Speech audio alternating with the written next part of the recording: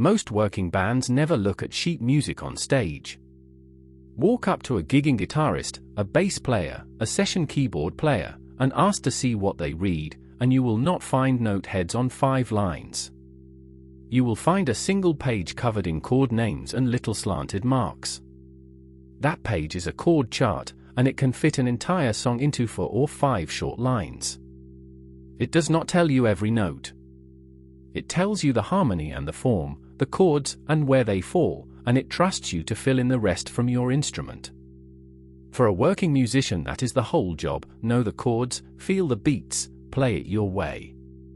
So let us learn to read one of these pages, because once you can sit in with almost any band on almost any song. Start with the single most common thing on the chart, the bar. A chord chart is built out of bars, and each bar is a small box of time. Across the top of a bar sits the chord name, a letter like C or G or A minor, and that name is an instruction: from here on, play this chord. Underneath the name, inside the box, you will see a row of slanted strokes called rhythm slashes. Each slash is 1 beat. In a bar of 4 time you draw 4 slashes, and they mean strike this chord once on every beat: 1, 2, 3, 4. So a bar marked C with 4 slashes says hold a C chord and strum it 4 times, evenly, across the bar. Listen to that bar go by, for even strums of C with the count underneath. The slashes are the pulse you can see, and the chord name tells you what to hang on that pulse.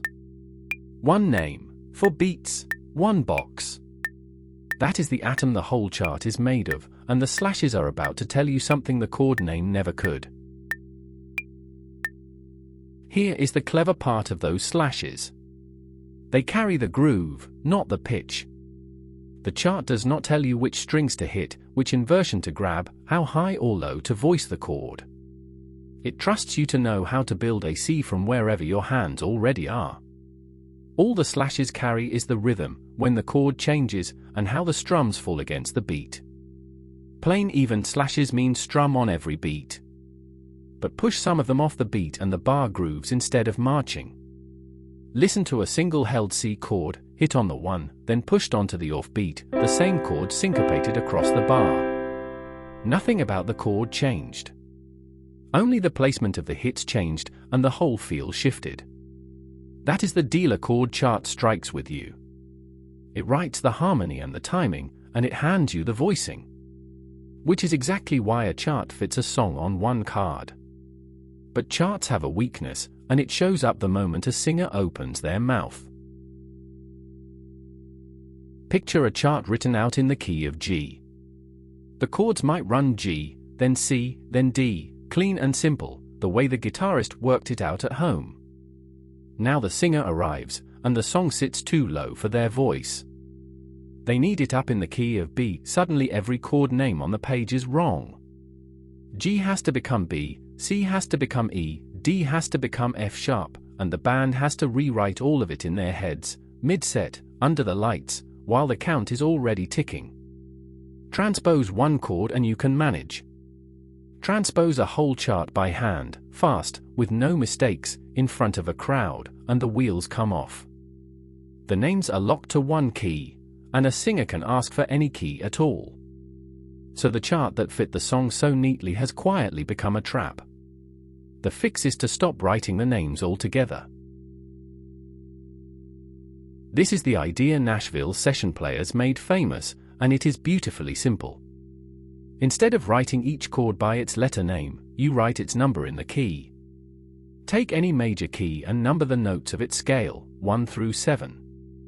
In the key of C, the first note C is 1, D is 2, E is 3, F is 4, G is 5, A is 6, B is 7. Build a chord on each of those scale steps and you get the 7 chords of the key, and you label every chord by the step it stands on.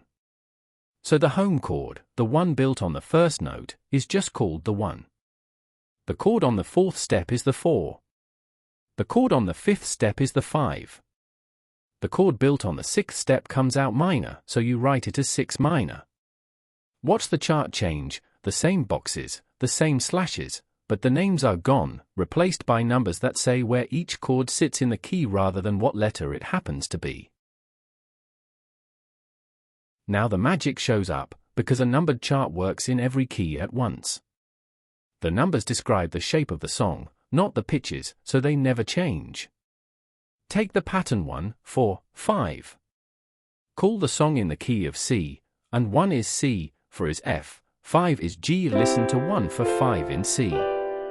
Now the singer wants it in the key of G instead. You change nothing on the page. You just point the 1 at G. Now 1 is G, 4 is C, 5 is D. Listen to the very same 1 for 5, this time in G. Same numbers, same chart, a different key, and the band did not rewrite a thing. They heard the new home note and slid the whole pattern onto it. That is how a player who has never seen your song can transpose it on the spot. The chart told them the relationships, and relationships hold true in any key. To read these numbers fluently, learn what each one does. The 1 is home, the chord everything leans toward and finally rests on. The 5 is the chord with the most pull, the one that leans hard back into the 1 and makes an ending feel finished. The 4 is the broad, open step away from home that sets up that return. And the 6 minor is the relative minor, the shady cousin of the 1 that adds color without leaving the key. A huge share of popular songs live almost entirely inside those 4 chords. Take the pattern 1, 5, 6 minor, 4, the backbone of more hit songs than anyone can count. Listen to 1, 5, 6 minor, for roll past in a single key. Once your ear knows those 4 numbers, you are hearing the skeleton of half the radio, and you can call it out in whatever key the singer needs. So that is the chord chart and the number system that powers it. A chord chart strips a song down to its harmony and its groove, chord names with rhythm slashes, and trusts the player to voice the chords and feel the beats. The Nashville Number System goes one step further and trades the letter names for scale numbers, so the very same card works in any key a singer asks for, with no rewriting at all.